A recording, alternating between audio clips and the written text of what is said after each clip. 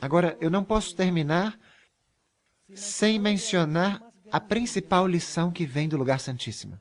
E permita-me dizer-lhes, o mundo cristão, inclusive muitos dos teólogos e ministros na Igreja Adventista, têm um problema neste ponto teológico. Se vocês perguntarem para eles, acreditam que pelo poder de Deus nós podemos vencer completamente o pecado antes da volta de Jesus? E o que muitas pessoas dizem?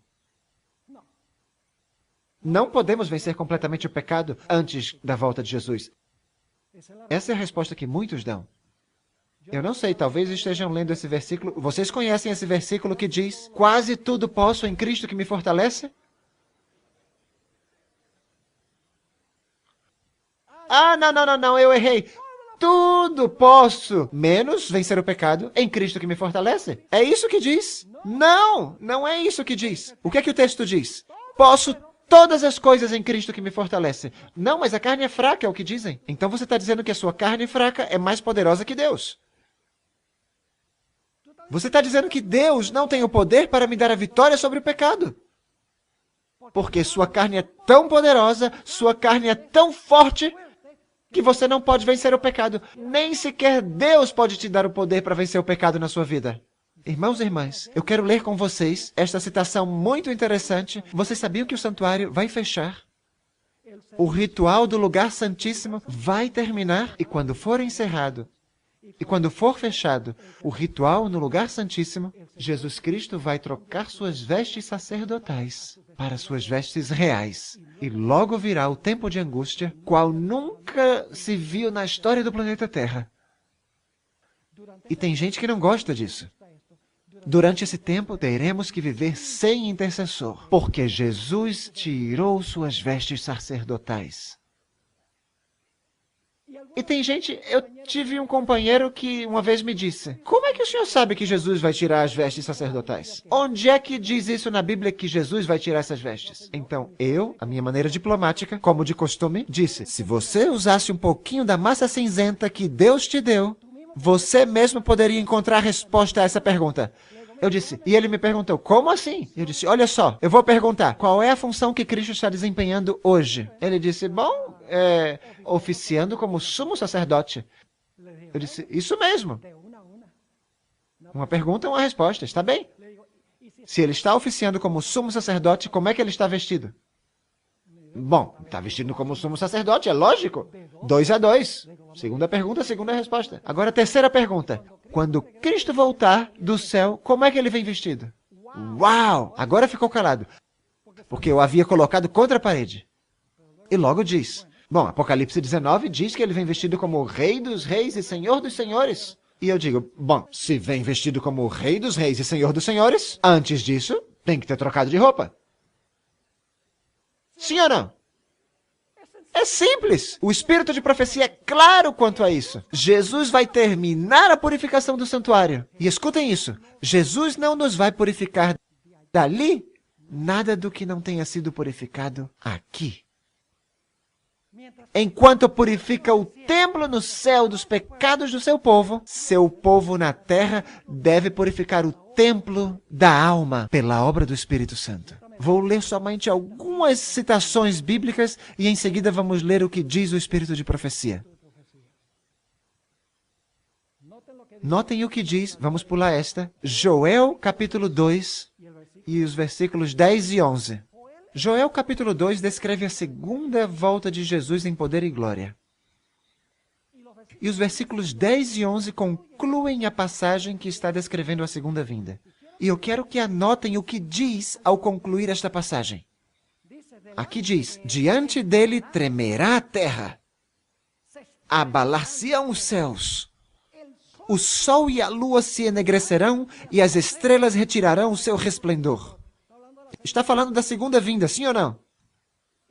E o Senhor levantará a sua voz diante do seu exército. Quem é o exército? Seus anjos, porque muitíssimo grande é o seu arraial, porque poderoso é executando a sua palavra. Porque o dia do Senhor, escutem bem a pergunta, porque o dia do Senhor é grande e muito terrível, e quem o poderá suportar? quando o Senhor Jesus Cristo venha em poder e glória, e treme a terra e o sol se escurece, e a lua não dá o seu resplendor, as estrelas deixam de brilhar, e Deus esteja ordenando ao seu exército com sua voz potente, a pergunta se faz: o dia grande do Senhor é chegado. E quem o poderá suportar? O livro de Joel tem a resposta a essa pergunta. Notem o que continua dizendo Joel capítulo 2, versículos 12 e 13, e logo do versículo 15 ao 17. Escutem a preparação necessária para estar firmes quando vem esse dia. Diz: ainda assim, agora mesmo, diz o Senhor, convertei-vos a mim de todo o vosso coração. E isso com jejuns, e com choro, e com pranto. Isso está descrevendo o dia da expiação. O que era feito no dia da expiação? Fazia-se jejum. O que fazia o povo? Afligia sua alma. O que era tocado antes do dia da expiação? As trombetas. Agora escutem o que continua dizendo. Agora mesmo, diz o Senhor, convertei-vos a mim de todo o vosso coração, isso com jejuns e com choro e com pranto, e rasgai o vosso coração, e não as vossas vestes, e convertei-vos ao Senhor vosso Deus, porque Ele é misericordioso e compassivo e tardio em irar-se, e grande em benignidade, e se arrepende do mal. Agora notem o versículo 15. Diz: tocai o quê? Esta é a festa das trombetas que anuncia o dia da expiação. Diz: tocai a trombeta em Sião. Santificai o quê? Santificai um jejum? Convocai uma assembleia solene? Congregai o povo. E em seguida diz o quê? Congregai o povo. Santificai a congregação, ajuntai os anciãos, congregai as crianças e os que mamam. Ou seja, todo mundo tem que estar congregado ao redor do santuário no dia da expiação. E continua: saia o noivo da sua recâmara e a noiva do seu aposento. Ou seja, não dá tempo para a lua de mel. E em seguida diz: entre o alpendre e o altar, saltem e gritem e toquem tambores e façam outras coisas. Não! O que os ministros devem fazer? Disse: entre o alpendre e o altar, chorem os sacerdotes, ministros do Senhor, e digam: poupa teu povo, ó Senhor, e não entregues a tua herança ao opróbrio, para que os gentios o dominem. Porque diriam entre os povos: onde está o seu Deus? No tempo de angústia, é isso que vão dizer as nações. Onde está o Deus de vocês agora? Então eu pergunto para vocês, quem poderá estar firme, meus irmãos e irmãs, quando chegue aquele grande dia?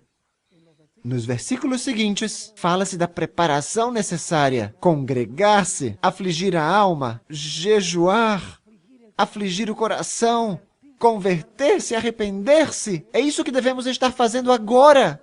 Meus irmãos, agora não é o tempo de estar celebrando. Na festa dos tabernáculos nós vamos a celebrar. Agora é o tempo de examinar nossa vida. É o tempo de examinar o templo da alma. É o tempo não de ficar vendo televisão. É tempo de que nós estejamos lendo a Bíblia, o Espírito de profecia, orando, testemunhando a favor de Cristo Jesus. Devemos estar colocando nossa vida espiritual em ordem com o Senhor. Essa mesma pergunta que vemos em Joel, também vemos no livro de Apocalipse. Se vocês lerem os versículos que aparecem antes deste na tela, fala do sol, da lua, e vai ter um grande terremoto. Essa mesma pergunta que vemos em Joel, e a passagem termina perguntando: porque é vindo o grande dia da sua ira, e quem poderá subsistir? E no capítulo seguinte, fala dos 144 mil. No capítulo 14 de Apocalipse, o caráter dos 144 mil é ampliado. Diz que não se contaminaram com mulheres, ou seja, não tiveram relações ilícitas com igrejas apóstatas. Diz que são virgens. Em outras palavras, seguem ao Cordeiro por onde o Cordeiro vai. São sem mácula diante do trono de Deus. Cantam o cântico de Moisés, servo de Deus, e o cântico do Cordeiro com harpas. Não com bateria, Porque no céu se usam harpas, se usam instrumentos não de percussão, mas se usam instrumentos de cordas. É o que se usa no céu, meus irmãos e irmãs. Ou seja, os que poderão estar firmes são os 144 mil. São os que vão estar vivos quando o Senhor Jesus Cristo voltar. E dirão, esse é o nosso Deus a quem esperávamos. E Ele nos salvará. Meus irmãos e irmãs, agora eu vou ler uma citação solene do Espírito de Profecia. Vem do Grande Conflito, página 623. Escutem, solene essa citação. Agora, enquanto o nosso grande sumo sacerdote está a fazer expiação por nós, devemos procurar tornar-nos perfeitos em Cristo. Não, agora escutem bem. Vai falar primeiro de Jesus. Nem mesmo por um pensamento poderia nosso Salvador ser levado a ceder ao poder da tentação. Escutaram isso? Nosso Salvador não pôde ser levado a ceder à tentação, nem mesmo por um pensamento. E agora fala de nós. Satanás encontra nos corações humanos algum ponto em que pode obter apoio. Algum desejo pecaminoso é acariciado, por meio do qual suas tentações asseguram sua força. Mas Cristo declarou de si mesmo, aproxima-se o príncipe deste mundo e nada tem em mim. Satanás nada pôde achar no Filho de Deus que o habilitasse a alcançar a vitória. Tinha guardado os mandamentos de seu pai e não... Agora escutem. E não havia nele pecado que Satanás pudesse usar para sua vantagem. E agora escutem bem.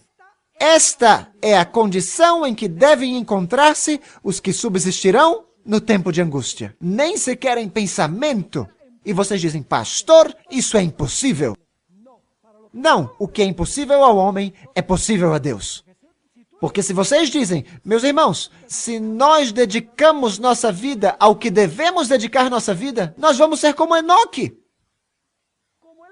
Como Elias, que tiveram paixões como as nossas, mas que têm uma comunhão íntima com o Senhor. Isso significa que vamos ter que mudar nossos hábitos, nossas práticas, o que vemos, o que ouvimos, o que fazemos, o entretenimento no qual participamos. Meus irmãos e irmãs, é tempo agora, quando está para concluir-se o juízo celeste, de colocar nossas vidas em ordem com o Senhor. Esta é a mensagem distinta da Igreja Adventista do sétimo dia. A maioria dos cristãos dizem, não, nós somos pecadores, afinal de contas, vamos continuar pecando até que Jesus volte, e quando Ele volte... Então, por que não acerta tudo para todo mundo?